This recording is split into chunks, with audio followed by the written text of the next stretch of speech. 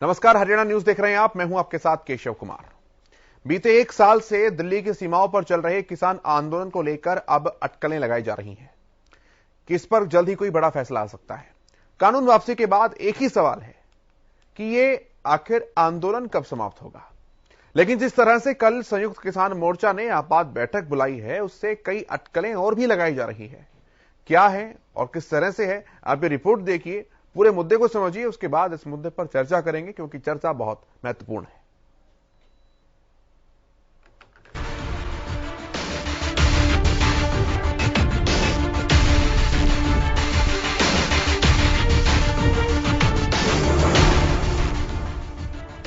केंद्र सरकार की ओर से तीनों कृषि कानून वापस लिए जाने के बाद भी किसानों का आंदोलन जारी है। एक साल से भी अधिक समय से आंदोलन कर रहे किसान अब न्यूनतम समर्थन मूल्य की मांग पर अड़ गए हैं। कृषि कानून वापस लेने के बाद सरकार अब किसानों की इस मांग को लेकर भी नरम पड़ती नजर आ रही है। सरकार ने एमएसपी से संबंधित मसले पर बात करने के लिए 5 प्रतिनिधियों के नाम संयुक्त किसान मोर्चा से मांगे हैं। तो वहीं प्रदेश बीजेपी अध्यक्ष ओपी धनखड़ ने कहा है कि किसानों के एमएसपी की मांग देश के संसाधनों पर निर्भर करता है। ये सारा का सारा मुद्दा सरकार के संसाधनों पर निर्भर करता है जी। तो सरकार के संसाधन कैसे कैसे उपलब्ध हो और कितनी मात्रा में उपलब्ध हो, उसके लिए कमेटी बनाने की बात हो रही है। क्योंकि अभी जो संसाधनों का आकलन है वो इतना बड़ा है कि अभी अगर सारी फसल खरीदी जाए तो 17 लाख करोड़ है। देश का बजट 35 लाख करोड़ है। तो किसी को भी इस बात की व्यवहार्यता, तो इसके कौन से तरीके होंगे, कैसे कैसे किन फसलों के साथ पहुंचा जाएगा, राज्य सरकारें उस पर कितना अपना हिस्सा देंगी, कैसे बढ़ेंगी उस पर। जैसे हरियाणा में मोटे अनाज हरियाणा सरकार खरीदती है, केंद्र नहीं खरीदता। राज्य सरकार अपना पैसा डालती है 800 करोड़ 1000 करोड़ रुपया। तो बाकी राज्य सरकार इसमें आगे बढ़ेंगे क्या? तो इसमें बहुत सारे पहलू हैं। मुझे लगता है कि प्रधानमंत्री जी ने जो ये पहल की है कि इस पर कमेटी बने, रिसोर्सेज, जैसे मैंने कहा, अच्छे की आकांक्षा सबकी है, पर हर एक की अच्छे की आकांक्षा जैसे घर के बजट पर निर्भर करती है, ऐसे देश में भी अच्छे की आकांक्षा देश के संसाधनों पर निर्भर करता है। एक तरफ सरकार ने एमएसपी पर चर्चा के लिए संयुक्त किसान मोर्चा से 5 नाम मांगे, तो दूसरी तरफ संयुक्त किसान मोर्चा ने बुधवार को आपात बैठक बुलाई है। संयुक्त किसान मोर्चा की ओर से बुलाए गए आपात बैठक को देखते हुए जल्द ही आंदोलन खत्म होने की अटकलें भी लगाई जा रही हैं। हालांकि आंदोलन खत्म होने को लेकर किसानों में दो फाड़ होने की भी खबरें हैं।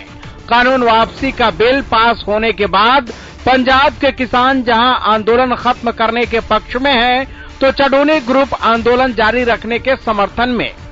ऐसे में देखना है कि कल जब किसानों की बैठक होगी तो उसमें क्या निर्णय लिया जाएगा, क्योंकि अब तो सरकार 3 कृषि कानूनों को वापस लेने के बाद एमएसपी पर भी नरम पड़ती नजर आ रही है।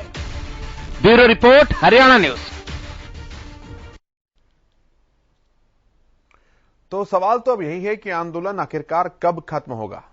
लेकिन इस बीच एक अटकल और भी लग रही है, वो ये कि अगर किसान अब एमएसपी की मांग को लेकर अडिग हो जाते हैं और सरकार एमएसपी को लेकर कोई ठोस कदम नहीं उठाती है, तो क्या किसान आंदोलन का पार्ट 2 भी शुरू हो सकता है। यानी कि वो नारे जो लगाए जा रहे थे कि जब तक कानून वापसी नहीं तब तक घर वापसी नहीं, अब वो नारे क्या इस तरह से बदलकर आंदोलन को आगे ले जा सकते हैं कि जब तक एमएसपी नहीं तब तक घर वापसी नहीं। क्योंकि किसान नेता राकेश टिकैत, गुरनाम सिंह चढ़ूनी, सबकी तरफ से इस बात को कहा जा चुका है कि जब तक हमारी मांगे नहीं मानी जाएगी हम आंदोलन खत्म नहीं करेंगे। हालांकि कल से ही सिंगू बॉर्डर पर चिंतन मंथन का दौर लगातार जारी है। पंजाब से आई किसान जत्थेबंदियों ने कल लंबी बातचीत की। बातचीत में संभावना ऐसी है कि आगे की रणनीति किसान आंदोलन को लेकर किस तरह से हो सकती है, इस पर विचार विमर्श किया जा रहा है। आज भी पंजाब के 32 किसान संगठनों ने बैठक की है सिंघू बॉर्डर पर, और कल संयुक्त किसान मोर्चा की बैठक होनी है। बैक टू बैक चलती इन मैराथन बैठकों से इस बात का अंदाजा लगाया जा रहा है कि किसान इस आंदोलन को वापस ले सकते हैं। जिस तरह से एक सॉफ्ट स्टेप सरकार की तरफ से कानून वापसी को लेकर, बिल वापसी को लेकर उठाया गया, क्या किसानों की तरफ से एक सॉफ्ट स्टेप कहें या कहें कि एक कदम आगे बढ़कर कोई भी चीज करना, क्या इस बात का संकेतक समझा जा सकता है कि किसान इस आंदोलन को खत्म करने का ऐलान कर सकते हैं। क्योंकि कृषि मंत्री, प्रदेश के मुख्यमंत्री मनोहर लाल, प्रदेश के कृषि मंत्री जेपी दलाल सब इस बात को बोल चुके हैं परोक्ष शब्दों में कि आंदोलन वापस लिया जाए और एमएसपी को लेकर जो बातें कही जा रही हैं वो संभव नहीं लग रही हैं। देखना यही होगा कि आखिरकार किस तरह से तमाम चीजें ट्रैक पर आती हैं और आंदोलन की आगे की डगर क्या होगी, ये अब देखने वाली बात होगी संयुक्त किसान मोर्चा की बैठक के बाद।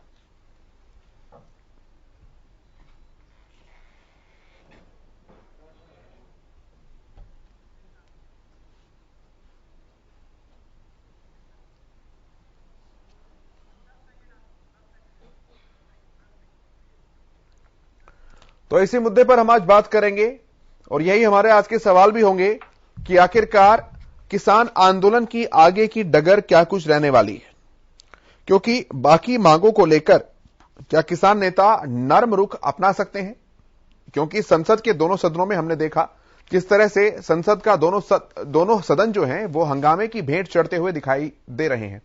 क्या किसान नेता इस बात को समझ पा रहे हैं कि उनका यह आंदोलन विपक्ष के लिए एक राजनीतिक मुद्दा बना हुआ है?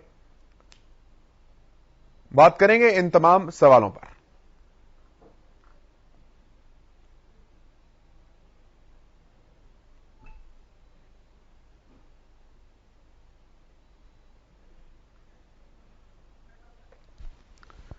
चलिए बात करते हैं इस विषय पर। जो पैनल मेरे साथ जुड़ा है उनका परिचय मैं आपसे करा दूं।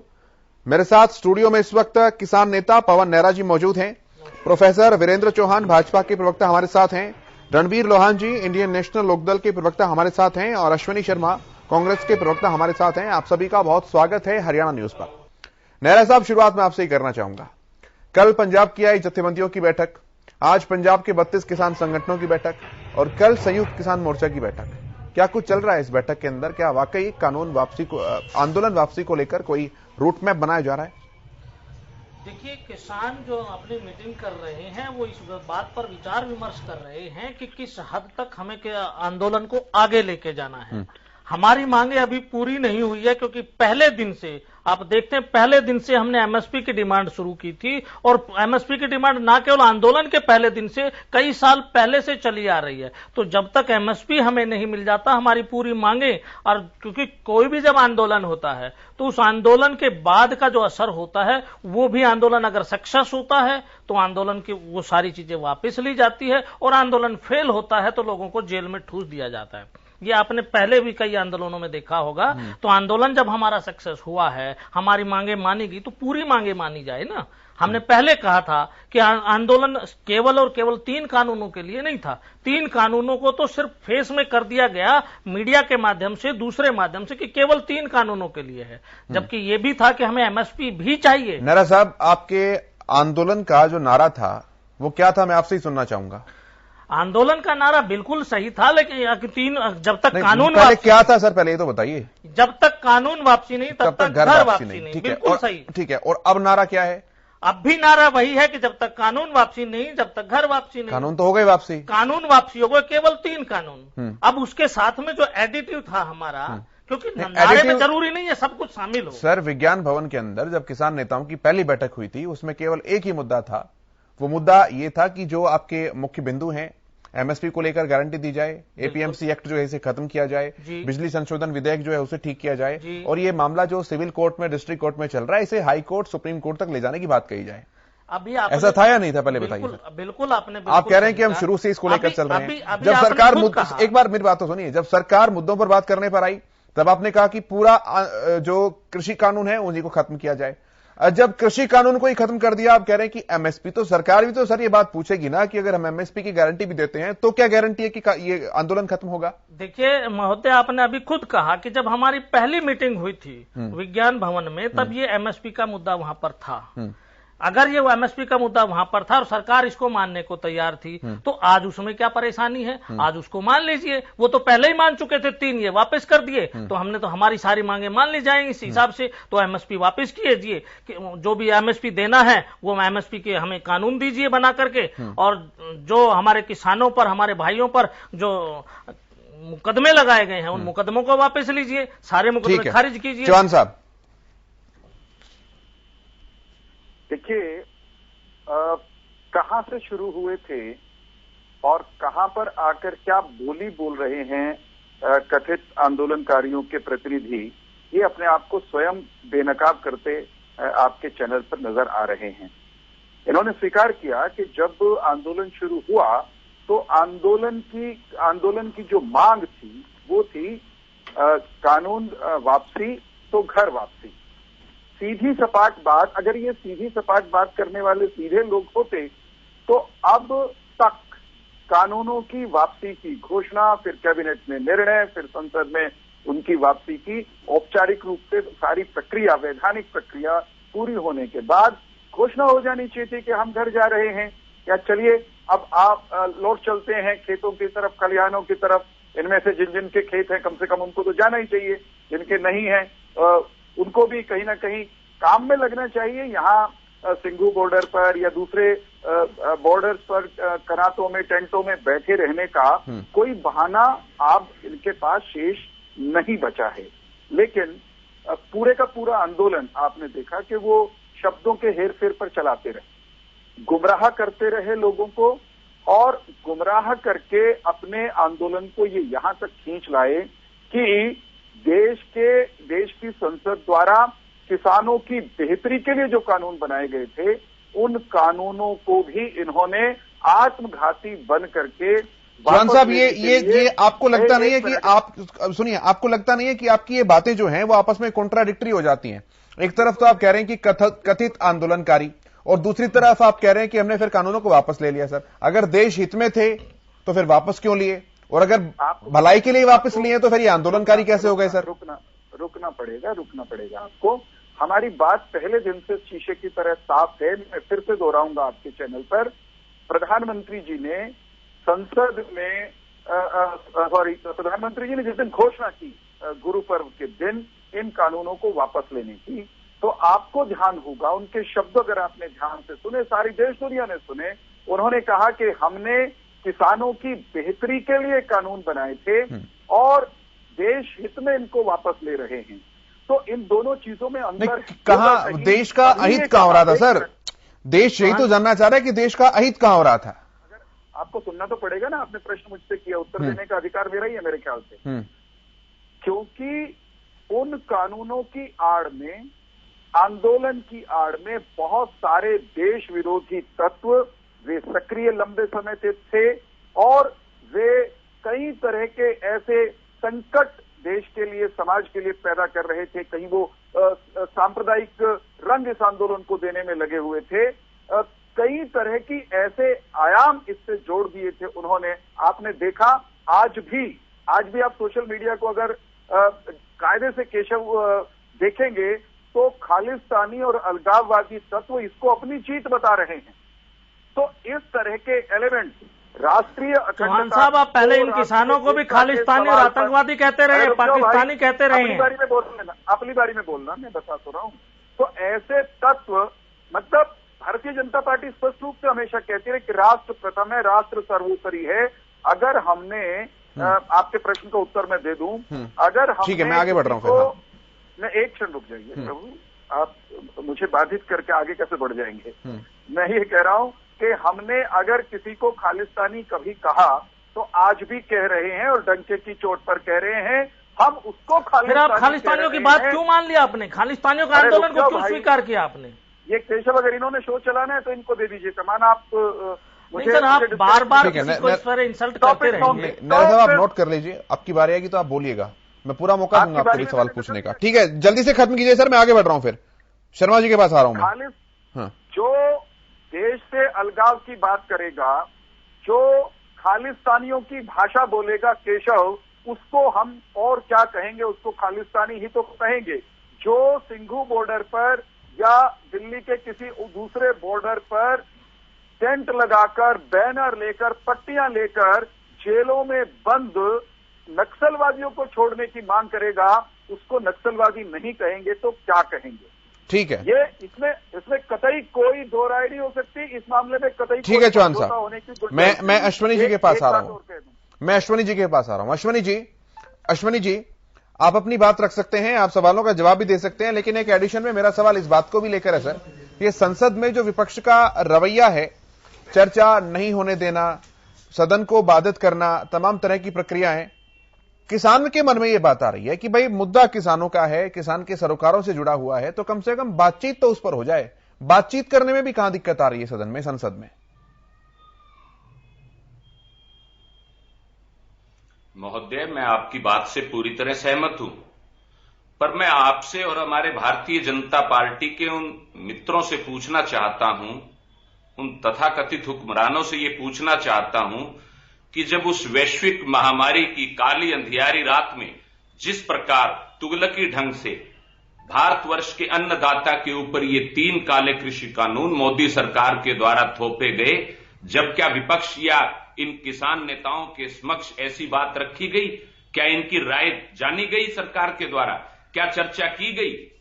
आप इस बात का जवाब मैं जानना चाहता हूं आपसे भी, क्योंकि आपने ये प्रश्न मुझसे पूछा है। ठीक है, मैं हालांकि जवाब देने के लिए कॉम्पिटेंट नहीं हूं इसका, लेकिन सर शर्मा जी आप ही के सवाल से मेरा एक सवाल है।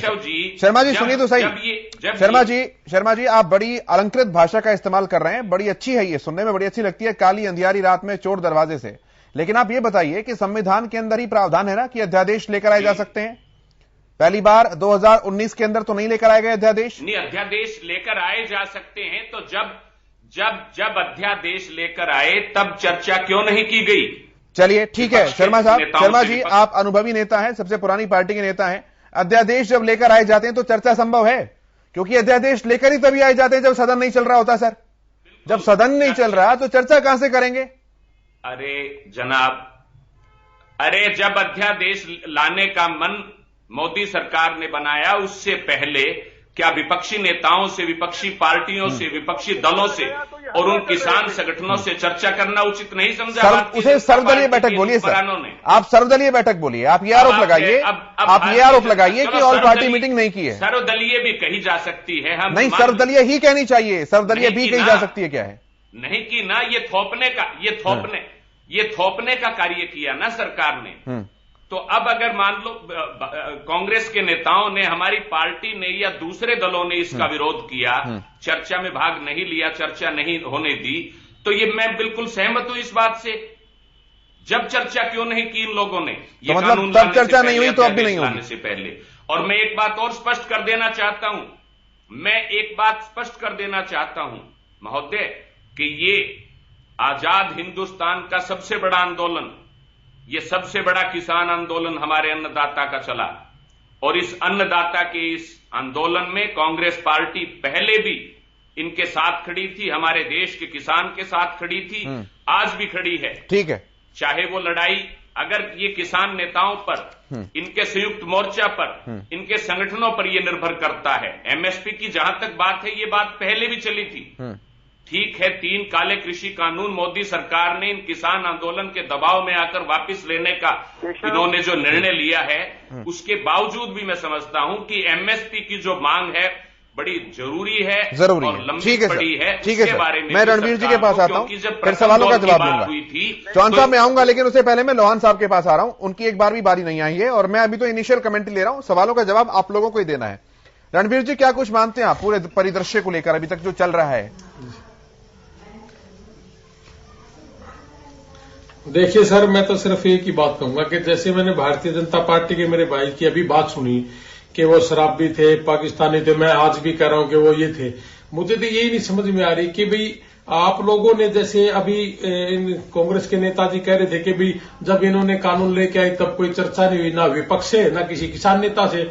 अब जब ये वापसी कर रहे हैं तब भी कोई चर्चा नहीं, जैसे इस देश के अंदर कोई जंगल राज है, जैसे कोई राज है नहीं, लोकतंत्र की हत्या हो रही है। ये मैं सिर्फ यही कह सकता हूं। 2011 में मोदी जी मुख्यमंत्री थे गुजरात के, उस समय एक समिति बनी थी, गठित हुई थी, उसके ये चेयरमैन थे, प्रधान थे। उसमें मनमोहन सिंह जी प्रधानमंत्री थे। इन्होंने खुद स्वामीनाथन आयोग की जो रिपोर्ट है C2+50 का, इन्होंने खुद उस कमेटी का अध्यक्ष होने के नाते और ये मांग की थी कि किसान को C2+50 के तहत एमएसपी की गारंटी भी हो और इनको मुनाफे के तहत ये सब चीज मिले। अब इन्होंने 2017 में ये कहा था कि 2022 तक हम किसान की आय दुगनी कर देंगे, लेकिन उसमें सिर्फ 1 महीना बचा है। और ये आज भी ये कह रहे हैं कि किसान आतंकवादी है, शराबी। इनको शर्म नहीं आती ये सब बोलते हुए? ना पहले चर्चा, ना लखीमपुर खीरी में किसानों के ऊपर इन्होंने गाड़ियां चढ़ा दी भारतीय जनता पार्टी के नेताओं ने। और 120 बी का मुकदमा होने के बावजूद भी वो मंत्री आजाद घूम रहा है और इनके प्रधानमंत्री के साथ और मंत्रिमंडल में बैठा ना बर्खास्त किया गया उसको और ना गिरफ्तार किया गया। ये कहां लेके जा रही इस देश को, मुझे ये नहीं समझ में आ रही।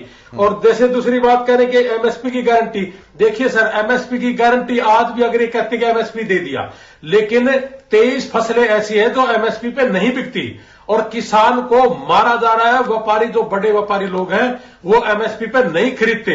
आज भी हरियाणा के अंदर अब थोड़े 15-20 दिन पहले मूंग 5700 रुपये था, मूंग की दाल, लेकिन 5500 और 5000 बिका है।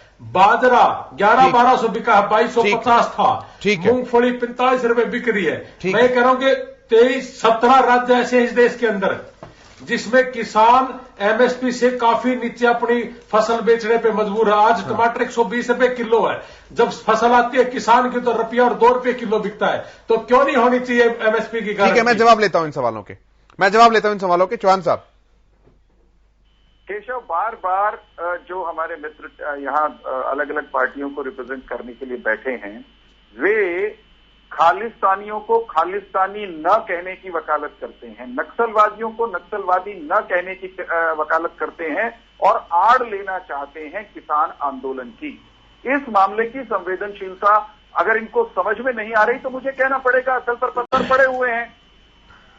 हमने कभी किसी किसान को आतंकवादी चौहान साहब शर्म कर लो कुछ थोड़ी बहुत। रुकिए बिल्कुल, इनको रोकिए यार। क्यों नहीं कहा चौहान साहब? आपने वो आपके सवालों का जवाब दे रहे हैं। मैं दोबारा से आ जाऊंगा। मैं डिबेट मैं सबके पास आ रहा हूँ। आप डिस्कनेक्ट कर सकते हैं अगर आप इस व्यक्ति को no stop this is not fair. Keshav, अगर नहीं रोक सकते तो मुझे आप डिस्कनेक्ट कर दीजिए। चौहान साहब सुन रहे हैं सब? अगर इनको मेरी बारी में भी इन्हीं को बोलना है, मैं फिर सुन रहे हैं, सब सुन रहे हैं सर, रखिए अपनी बात। इनको रोक नहीं, मेरी बारी में बोलेंगे तो मैं वहीं रुक जाऊंगा। डिबेट को डेमोक्रेटिक तरीके से अगर चला सकते हैं तो मुझे रखिए, मुझे डिस्कनेक्ट कर देंगे आप तो मुझे कोई फर्क नहीं पड़ता।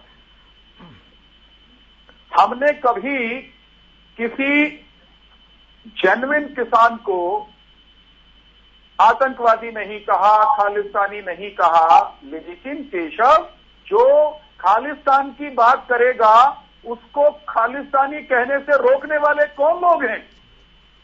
जो नक्सलियों को छोड़ने की बात करता है उसको नक्सली न कहने की वकालत करने वाले कौन लोग हैं? उनका चेहरा तो पहचानना पड़ेगा, उनको बेनकाब तो करना पड़ेगा। कांग्रेस के मित्र कहते हैं एमएसपी अभी कांग्रेस के मित्र क्या, अभी तो ये किसानों के प्रतिनिधि जो मित्र बैठे हैं, इनका नाम मुझे याद नहीं है, मेरी स्मृति से निकल गया, ये कह रहे हैं कि एमएसपी नहीं मिल रहा। कांग्रेस का शासन, आप मुझे एक जगह बता दीजिए जहां पर एमएसपी मिल रहा है। अरे रुक जाओ भाई, मैं आता हूं। ये माफी मांग लेंगे क्या अगर एमएसपी मिल रहा है? ये साबित करने के लिए मैं आंकड़े रख दूं, ये डिबेट छोड़कर चले जाएंगे क्या? हमारे साथ ना खेले वीरेंद्र चौहान जी, आंकड़ों का खेल ना खेले प्लीज। केशव, क्या डिबेट में धक्काशाही करने की अनुमति देने वाले हैं आप? सर आपके पास जवाब नहीं, आप इसी बात के हर बार ले रहे हैं। आपके पास जवाब नहीं है इन चीजों का, आप इसी बात की वोट ले रहे हैं। चौहान साहब, चौहान साहब वो आंकड़े नहीं पूछ रहे हैं, वो आंकड़े नहीं पूछ रहे हैं सर, वो सिर्फ इतना पूछ रहे हैं। सुनिए केशव रुको, नो सर, अब मेरी बारी में आप भी बोलेंगे और ये भी बोलेंगे। चौहान साहब सवाल पूछ रहे हैं सर। क्यों मैं करेक्टेड? चौहान साहब सुनिए, आप डिबेट में सम्मानित अतिथि हैं, लेकिन आपको जवाब देने के लिए बुलाया गया ना सर। मुझे जवाब आप देने नहीं देंगे और सवाल पूछते रहेंगे सर। जवाब वो देना है जिसका सवाल हम पूछें। सम्मान केशव, ये सम्मान नहीं चाहिए, ये सम्मान नहीं, सम्मान मैं आपको पक्का दूंगा सर, लेकिन जवाब आप मेरे सवालों का दीजिए। उत्तर दूंगा कि नहीं दूंगा? चौहान साहब जवाब आप मेरे सवालों का दीजिए। आप स्वनिर्मित सवालों का जवाब देंगे तो बात नहीं बनेगी ना। आप स्वनिर्मित सवालों का जवाब देंगे तो मैं कैसे आगे बढ़ूंगा? केशव, आप इनको रोकेंगे नहीं। ये मैं रोक रहा हूं सर, लेकिन जो सवाल होगा उसका जवाब आपको देना पड़ेगा। सुनिए, मैं पूछ लेता हूं। नेहरा साहब का सवाल केवल इतना है कि अगर आपकी एमएसपी का मूल्य गेहूं के ऊपर 1925 रुपए है तो किसानों को 1925 रुपए नहीं मिलता है, उनका केवल इतना सा सवाल है। केशव, अगर मेरा उत्तर नहीं सुनोगे तो मैं उत्तर शुरू नहीं करूंगा, और अगर ये यूं ही गुंडागर्दी करना चाहते हैं डिबेट में तो मैं उत्तर बिल्कुल शुरू नहीं करूंगा। अब लेकिन अगर नेहरा साहब, माफ कीजिएगा चौहान साहब, अगर आप टू द पॉइंट उत्तर देंगे सर तो हम आपको डिस्टर्ब नहीं करेंगे। आप भूमिका मत बांधिए सर, आप भूमिका मत बांधिए। मैं आपसे कोई 5 नंबर का प्रस्ताव नहीं पूछ रहा हूं। नहीं, मेरा पॉइंट तो मुझे तय करना है ना, मेरा उत्तर आपको नहीं डिक्टेट करेंगे, तो आप ही दे लीजिए उत्तर।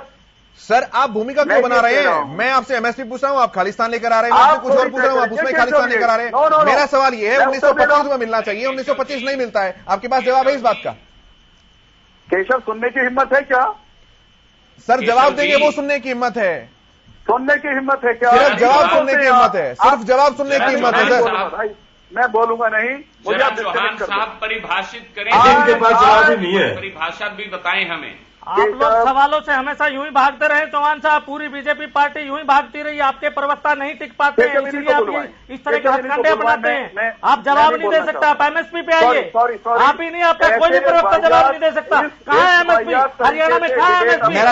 नेहरा साहब एक मौका और दे रहे हैं। ठीक है चौहान साहब सुनिए, चौहान साहब मेरी बारी में आप मुझे एक वाक्य बोलने केशव जी सुनिए चौहान साहब। शर्मा साहब मैं आ रहा हूं, मैं चौहान साहब आप कुछ बोलोगे, सिंपल सा सवाल है, सिंपल सा सवाल है। ठीक है शर्मा जी मेरा निवेदन है, लोहान साहब शर्मा जी मेरा आप दोनों से रिक्वेस्ट है, मैं एक बार सीधा उनसे जवाब ले रहा हूं, उनका सीधा जवाब हम सुन लेते हैं। चौहान साहब सीधा सा सवाल है, और जो नेहरा साहब का सवाल है मैं उसी को सिंप्लीफाई करके आपके सामने रख रहा हूं।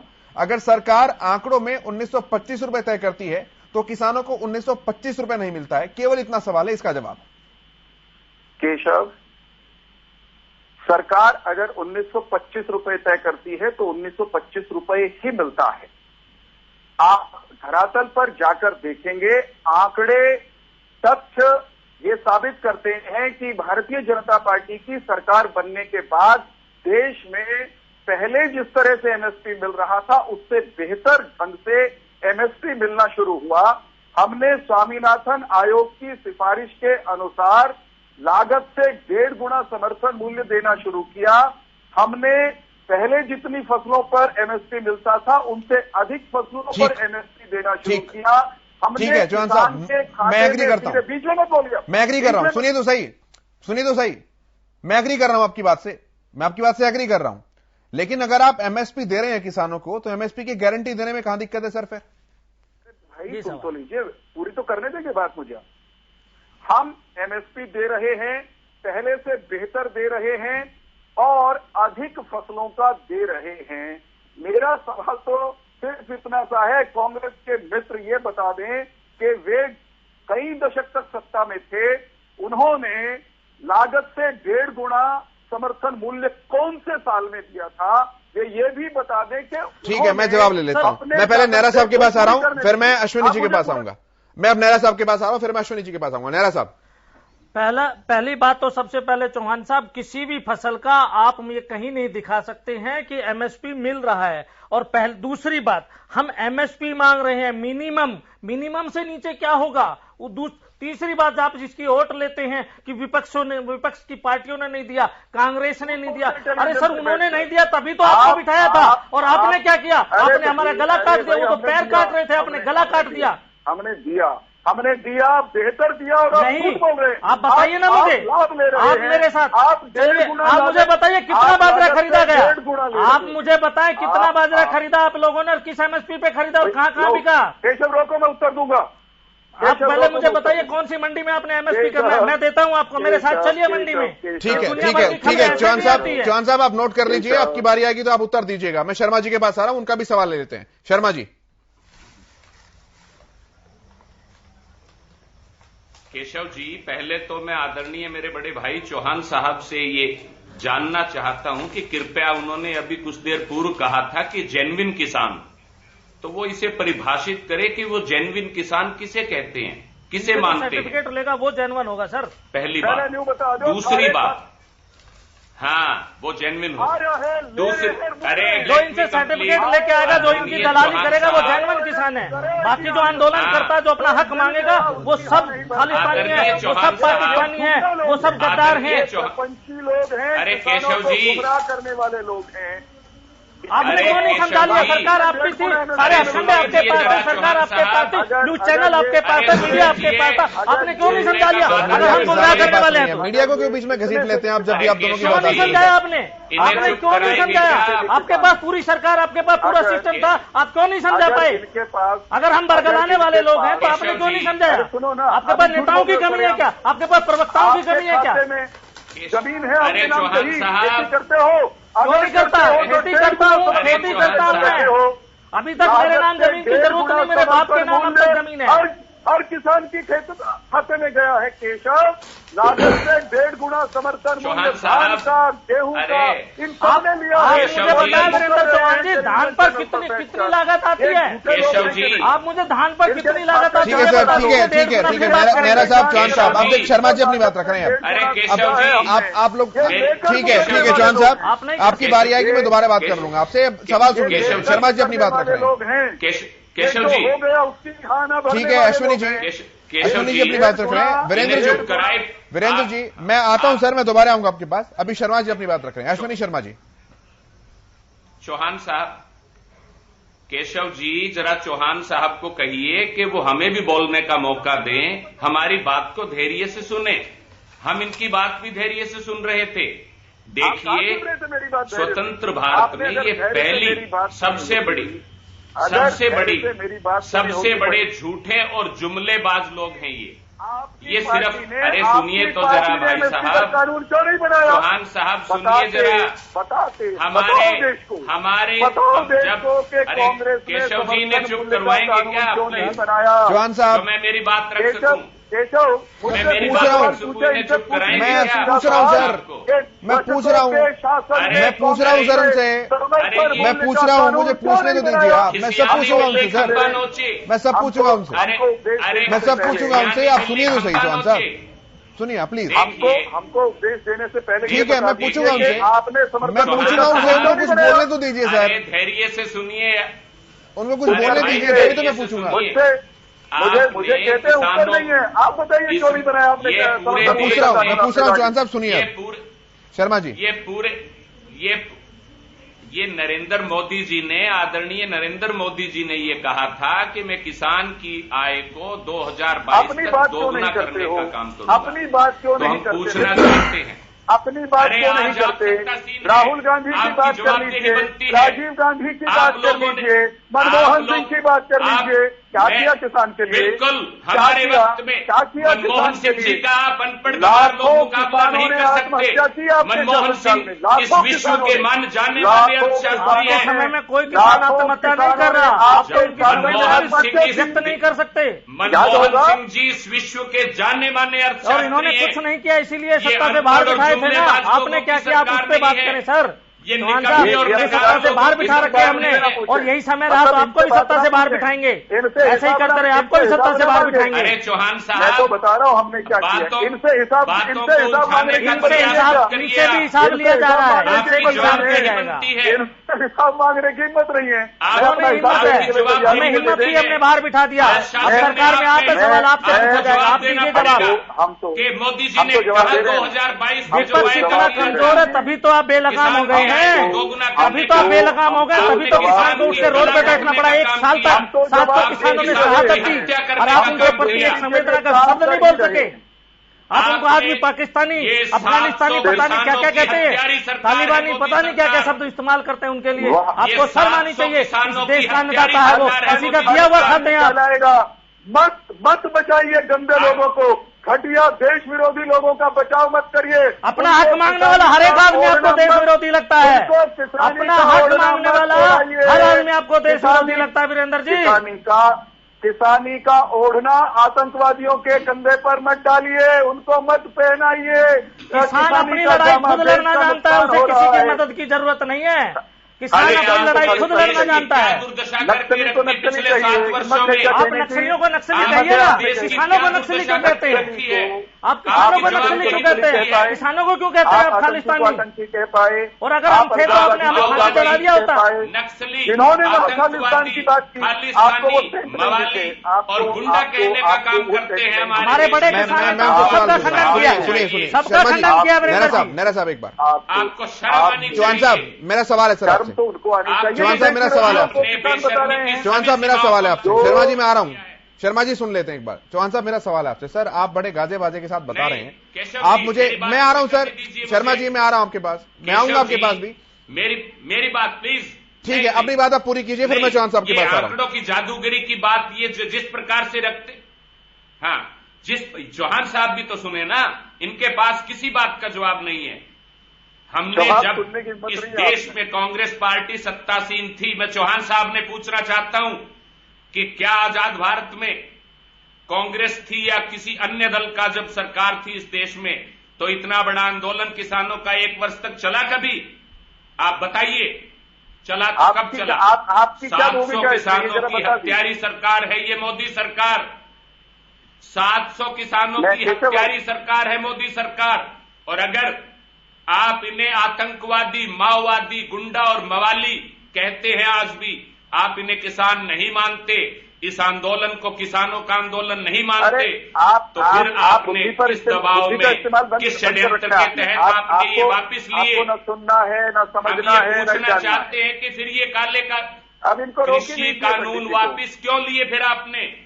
अगर ये किसान हित में या देश हित में थे तो एक तरफ आप इन्हें गुंडा, मवाली, आतंकवादी, खालिस्तानी बताने का काम करते हैं, और चुनाव नजदीक है तो आपने अपनी हार को भांपते हुए आपने देश के अन्नदाता को ललकारा। इस बार ठीक है शर्मा जी, आपने गलत नंबर ठीक है शर्मा जी, ठीक है शर्मा साहब, और इसका ठीक है शर्मा जी, आपको भुगतना पड़ेगा। ठीक है शर्मा जी, शर्मा जी ठीक है, आपको भुगतना पड़ेगा। ठीक है, मैं लोहान साहब के पास आ रहा हूँ, अन्नदाता को ललकारा, मैं लोहान साहब के पास आ रहा हूँ। देश के अन्नदाता रणवीर लोहान जी रखिए अपनी बात। जी सर, मैं तो सिर्फ सरकार से एक ही बात पूछना चाहूंगा सर, कि जब जैसे ये कह रहे हैं कि हमने एमएसपी दे दिया, हमने एमएसपी के ऊपर ही बिक रही है। देखो मैंने अभी आपको पहले बताया कि एमएसपी पे मूंग है, बाजरा है, धान है, वो सही नहीं बिका। और अभी ताजा उदाहरण है डीएपी का, और हरियाणा में बहुत बड़ी दुर्गति भी हुई डीएपी पे। यहां पे 1200 रुपए का कट्टा मिला नहीं कहीं भी, लोग लाइनों में लगे रहे। कहीं कहीं आपने नारनौल की साइड तो देखा होगा, पुलिस ने लाठीचार्ज भी किया, लेकिन यहां डीएपी फिर भी नहीं मिला। और अगर 1400 और 1600 रुपए में लेना हो तो कहीं से भी ले लो, आपको बिल्कुल प्यार से मिलेगा, क्योंकि व्यापारी लोग हैं ये, किसानों से इन्होंने कोई लेना देना नहीं। आपने पूरे हरियाणा में अगर सर्वे भी किया हो, आपका चैनल है, अब यूरिया का भी वही हाल है, तो ये कहां टिकेंगे? और साथ में जैसे मैं शुरू में मैंने कहा था कि मोदी जी ने खुद कहा था 2011 में, जब मनमोहन सिंह जी प्रधानमंत्री थे, कि C2+50, जब वो समिति के चेयरमैन थे, उन्होंने खुद मांग की थी और खुद अपने मुंह से 2017 में बोला था कि 2022 तक किसान की आय को दोगुनी कर देंगे। मैं पूछना चाहूंगा सरकार से कि अगर किसी फोर्थ कर्मचारी की 25,000 रुपए सैलरी फिक्स हो सकती है, तो सरकार किसान की एमएसपी की गारंटी क्यों नहीं हो सकती? और 700 जो किसान शहीद हुए हैं, ये जिनको ये आतंकवादी कह रहे हैं, जिनको ये पाकिस्तानी कह रहे हैं, 700 बॉर्डर पे शहीद हुए हैं, उनके बच्चों को, परिवारों का भरण पोषण कौन करेगा? इन्होंने चर्चा तक नहीं की, क्योंकि चर्चा करते तो इन 700 किसानों के शहीद होने पे भी चर्चा होती। मैं जवाब लेता हूँ। लखीमपुर खीरी पे चर्चा होती है, एमएसपी की गारंटी। ठीक है सर, मैं जवाब लेता हूँ। लोहान साहब, मैं चर्चा से भाग गई है लोग। मैं जवाब ले लेता हूँ इन सवालों के ना। चौहान साहब। केशव, जब भारतीय जनता पार्टी की सरकार बनी 2014 में, उससे कई साल पहले स्वामीनाथन आयोग की रिपोर्ट आ चुकी थी, और स्वामीनाथन आयोग की रिपोर्ट में सैकड़ों किसान के हित की बात कही गई थी। 6 साल से ज्यादा कांग्रेस पार्टी ने स्वामीनाथन आयोग की सिफारिशों को खूंटी पर टांग कर रखा, उनको लागू नहीं किया। हम सरकार में आए तो हमने स्वामीनाथन आयोग की अधिकांश सिफारिशों को किसान के हित में लागू कर दिया। तो यहां पर मेरा कांग्रेस के मित्रों है कि नहीं कि किसान के हितैषी हम हैं या ये हैं, ये होते तो किसान आयोग जो इन्होंने ही बनाया था, इन्हीं के कार्यकाल में रिपोर्ट आई थी, उसकी रिपोर्ट को लागू करके जाते। यहां पर झूठ के आधार पर, भ्रम के आधार पर भोले भाले किसानों को कैसे गुमराह किया जाता है, उसका नमूना आपकी डिबेट में है। देश के किसान को, भोले भाले किसान को गुमराह तो चौहान साहब आपने किया है। भाई आपके मंत्री जो आज की डेट में अध्यक्ष है, 2100 रुपये एमएसपी के लिए नंगे होकर आंदोलन करते थे, आपको याद है क्या? ठीक है लोहान साहब, मैं जवाब ले रहा हूं सर, मैं वापस आ जाऊंगा आपके पास। आंदोलन करते थे रणवीर जी, अनिल विज जी, मैं वापस आ जाऊंगा सर, मैं आपके पास वापस आ जाऊंगा, मैं जवाब ले रहा हूं उनका, वापस आ जाऊंगा आपके पास, कोई बात नहीं। बोलिए सर जल्दी से। हमने लागत से 1.5 गुना एमएसपी दिया।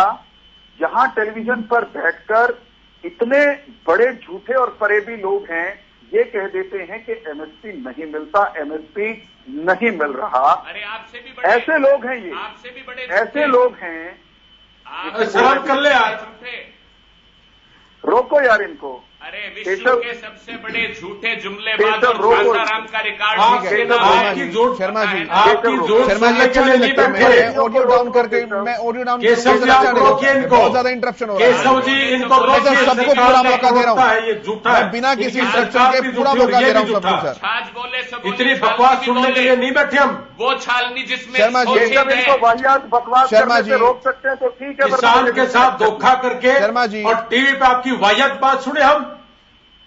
किसान के साथ धोखा होते हुए नहीं देख सकते हम, सरकार धोखा कर रही है, हम बैठे सुनते रहे। केशव रोको, ये किसान के लिए बैठे हम। इस देश को आपने बर्बाद कर दिया, किसानों को बर्बाद कर दिया, और आपकी झूठ बातें सुने हम। केशव रोकेंगे आप इनके? बोलिए सर, बोलिए। कैसे रोके हम? केशव जी आप इनको रोकिए, मैं नहीं बोलूंगा। इस सरकार के प्रवक्ता को रोकिए, किसान के साथ धोखा कर रहा है। सर प्लीज, मैं आप सबसे निवेदन कर रहा हूं सर, मैं आप सबको प्रॉपर टाइम दे रहा हूं। नहीं चलेंगे अश्विनी शर्मा जी, मैं सबको प्रॉपर टाइम दे रहा हूं। एक नैतिक व्यवहार आप तीनों की तरफ से वो होगा कि जिसकी जब बारी आए वो उन बिंदुओं पर बात करे। आपकी बात को वो सुन लेंगे, उनकी बात को आप सुन लेंगे, आप दोनों की बात को प्रदेश भी समझ लेगा। फिर ऐसे किसी को समझ में कुछ नहीं आने जा रहा। नहीं सुनते वो, ये जवाब तो दे, झूठ बोलते हो। मैं आ रहा हूं सर, मैं इंटरप्शन करूंगा। अगर वो सवाल केशव जी इनसे पूछिए, अगर वो सवाल से इधर उधर भागेंगे तो मैं वापस लेकर आऊंगा उन्हें। केशव जी से पूछिए पर बैठकर, केशव जी जी, केशव जी से पूछिए कि इनके दो ओपी धनकर जी, रणवीर जी नंगे होकर के 2100 रुपये एमएसपी के लिए नहीं आंदोलन करते थे क्या? ठीक है, चौहान साहब रखिए अपनी बात, जल्दी से रखिए सर। केशव, मैं बात शुरू नहीं करूंगा। केशव जी तो आपको रोकेंगे, रोक लीजिए, मैं रुकूंगा। आपको म्यूट करना पड़ेगा। आप इस देश के साथ धोखा कर रहे हो, आपको म्यूट करना पड़ेगा। पब्लिक म्यूट करेगी और टीवी भी म्यूट करेगी। खत्म हो चुकी है, इनके पास है ही नहीं, बात कहां से करेंगे शुरू? है आपकी बात खत्म हो चुकी है, कुछ नहीं है सर। क्या करेंगे आप? बात करने के लिए है क्या आपके पास? खत्म हो चुकी तुम्हारी पार्टी। लोहान साहब, झूठी बात, शर्मा जी, लोहान साहब, शर्मा जी सुन लेते हैं सर, शर्म आनी चाहिए, सुन लेते हैं एक बार सर। बोलिए चौहान साहब। केशव जी झूठ नहीं सुनेंगे, किसान के खिलाफ कोई आवाज नहीं सुनेंगे। चौहान साहब बोलिए। केशव, अगर ये यूं ही बोलते रहेंगे तो मैं क्या कहूं? केशव, ये वो झूठे लोग हैं जिनके खाते में लागत से 1.5 गुना समर्थन मूल्य का पैसा गया हुआ है, अगर वो किसान है तो। और टेलीविजन पर आकर ये कहते हैं कि एमएसपी नहीं दिया, एमएसपी नहीं मिल रहा। ये वो कांग्रेस के प्रतिनिधि हैं जिनके शासनकाल में 1, 2, 4 बीच में बोल रहे हैं केशव। ये बदतमीजी है। वही बात, आज सत्तासीन कौन है? केशव, जवाबदेही किसकी है? किसी गांव में जाकर किसान से पूछ लीजिए, ये आपको पता है। इनसे क्वेश्चन है मेरा, बताइए। सरकार की रटी रटाई किसान की आय को 2 गुना, केशव जी इनसे पूछिए, क्वेश्चन है मेरा। केशव, इनको रोकने का अगर केशव जी मेरा एक क्वेश्चन है सरकार से। सुनिए, मैं आप चारों से ही बोलता हूं अभी बात। आप शुरू से ही धमकी दे रहे हो चैनल को, मैं ये कर दूंगा। ठीक है, चैनल को धमकी देना। लोहान साहब, शर्मा जी, नेहरा साहब, आप ठीक है। लोहान साहब सुनिए, केशव देखिए, इन्होंने सबने तमाम तरह के आरोप लगा। गुंडागर्दी तो आप कर रहे हो। ठीक है, सुन लीजिए सर, तो आप कर रहे हो। सुन लीजिए सर, एक साल से ज्यादा किसान बैठे बॉर्डर पे और गुंडागर्दी तो आपकी है। ठीक है, मैं सीधा सवाल पूछ रहा हूं। चौहान साहब सुनिए, आप उनके सवालों का जवाब मत दीजिए, आप मेरे सवाल का जवाब दीजिए। मेरा सीधा सा सवाल है, और आप सर बहुत ब्रीफली जवाब दीजिएगा। आप प्रवक्ता हैं तो सदी हुई भाषा का इस्तेमाल आपको निश्चित तौर पर आता होगा। एमएसपी में दिक्कत क्या है? मेरी शर्त सुन लो पहले, बस इतना सा। एमएसपी में दिक्कत क्या है? एमएसपी में दिक्कत क्या है? केशव, गारंटी बिल की बात कर रहा हूं सर, मैं एमएसपी दे नहीं सकता उसका जवाब। सुनो, ये वहीयत बकवास कर रही है। लोहान साहब अब बोलेंगे कब तो सुनेंगे सर। लोहान साहब उन्हें बोलने दीजिए, एक बार मैं वापस अरे आप बदतमीज लोग हो। लोहान साहब मैं वापस आऊंगा, मैं ऑडियो डाउन करूंगा सर एक बार। नहीं, ये ओवर हो रहा है सर बहुत ज्यादा। नहीं प्लीज, मैं ऑडियो डाउन करके मुझे बैठना पड़ेगा फिर। मैं आप तीनों से रिक्वेस्ट कर रहा हूं सर। चौहान साहब सीधा जवाब, एमएसपी गारंटी बिल में कहां दिक्कत है? केशव, एमएसपी गारंटी की क्या व्यवस्था होगी, क्या नहीं होगी, इस पर सरकार ने चर्चा करने के लिए कह दिया है। सवाल ये है कि जो यहां एमएसपी चिल्ला रहे हैं, ये सारे वो लोग हैं जो एमएसपी का लाभ ले रहे हैं। ये वो सारे लोग हैं जिनके खाते में लागत से 1.5 गुना समर्थन मूल्य जा रहा है। ये टेलीविजन पर आकर इतना तो बताइए ना फिर आपके आंखों के आगे ही खाद है। ठीक है, मैं फाइनल कमेंट ले रहा हूं, समय की मेरे पास कमी है। पवन नेहरा जी के पास में आ रहा हूं अब, प्लीज मैं फाइनल कमेंट ले रहा हूं। समय की कमी है, 30 सेकंड मिलेंगे सभी को। मेरी बात पूरी नहीं हुई है। सर प्लीज, मैं वापस आऊंगा सर। चौहान साहब मुझे फाइनल कमेंट लेना है। मैं नेहरा साहब के पास आ रहा हूं। बोलने नहीं दिए नेहरा साहब। केशव, आपने मुझे बोलने दिया सर। पूरी डिबेट में आप लोग ही बोले हैं सर। आपके पास कोई इंटरप्शन आप लोगों ने किया है। ये कुछ भी नेहरा साहब आपके पास आ रहा हूं। ठीक है चौहान साहब प्लीज, मुझे मजबूरन ऑडियो डाउन करना पड़ेगा। मैं चौहान साहब, आपने इनका ऑडियो डाउन किया एक बार? मैं तीनों का ही करूंगा सर। फिर अगर डिस्ट्रप्शन होगा, अगर इस तरीके से आप इंटरप्शन करेंगे तो कोई भी निष्कर्ष नहीं कर पाएगा। अब मैं फाइनल कमेंट ले रहा हूं। आप तीनों की समझदारी पर भरोसा करते हुए कि एक दूसरे के साथ बिल्कुल इंटरप्शन नहीं करेंगे, हम एक कंक्लूसिव स्टेटमेंट ले रहे हैं। पवन नेहरा जी, मैं शुरुआत आपसे कर रहा हूं। केशव जी, किसानों की मांग अडिग है, उसे एमएसपी पर कानून चाहिए। किसान जो हमारे शहीद हुए हैं उनके लिए व्यवस्था चाहिए, उनके बच्चों के लिए व्यवस्था चाहिए कि वो किस प्रकार से उनका भरण पोषण होगा। और जो हमारे किसानों पर, हमारे युवाओं पर, हमारे मजदूरों पर जो केस डाले गए हैं, जो उन्हें जेल में डालने की साजिश रची गई है, वो सारे केस खारिज होने चाहिए। इससे पहले मुझे नहीं लगता कि किसान किसी और चीज के लिए मानने वाला है। Ashwini Sharma ji, final comment. देखिए, एमएसपी का कानून सरकार बनाए, किसान की ये मांग जायज है। एमएसपी बार बार हमारे प्रवक्ता महोदय भारतीय जनता पार्टी के कहते हैं कि लागत से बनाया। एक बात से बता दें तो अच्छा लगता। ये झूठे आंकड़े, ये आंकड़े तो भाग्य ना, आंकड़े चली गई ना, अब आपकी बारी है। आंकड़े झूठे नहीं है। चैलेंज करता हूँ, राहुल गांधी तक को चुनौती देता हूँ। आ जाओ मैदान में, आंकड़ों के सच झूठ पर मैदान छोड़कर भागना पड़ेगा। आंकड़ों के बारे में, आंकड़ों पर तो भाग जाओगे, सच्चाई सहन नहीं कर पाओगे। मोदी जी ने मान लिया, देश के समक्ष आकर कहा कि हमने गलती की, हमसे गलती हुई। बुद्धि पर पत्थर पड़े हैं, क्यों नहीं फिर आप बात करते हैं? आप मोदी जी से भी बड़े हैं क्या?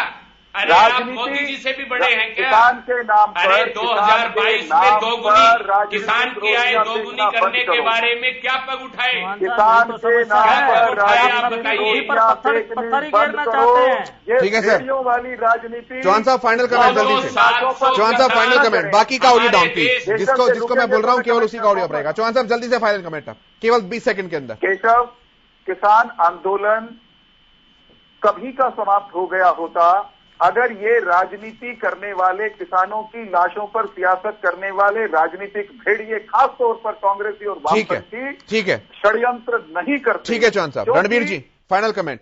ये झूठे लोग। रणवीर जी फाइनल कमेंट जल्दी से। देखिए सर, मैं देखिए केशव जी एक ही बात बोलूंगा। 7 साल पहले ओम प्रकाश धनखड़ जी, नीलम जी नंगे होकर के गेहूं का 2100 रुपए भाव के लिए लड़ाई लड़ते थे, लेकिन आज भी 7 साल के बाद भी 1975 रुपए है। तो ये कहां बात कर रहे हैं? और अगर आंदोलनकारी आंदोलन नहीं करते। ठीक है सर, आप सभी का बहुत धन्यवाद इस चर्चा में शामिल होने के लिए। पवन नेहरा जी, प्रोफेसर वीरेंद्र चौहान जी, रणवीर लोहान जी और अश्विनी शर्मा जी, सभी का बहुत धन्यवाद इस चर्चा में शामिल होने के लिए। मेरे साथ इस कार्यक्रम में इतना ही, लेकिन हरियाणा न्यूज पर खबरों का सफर लगातार जारी है।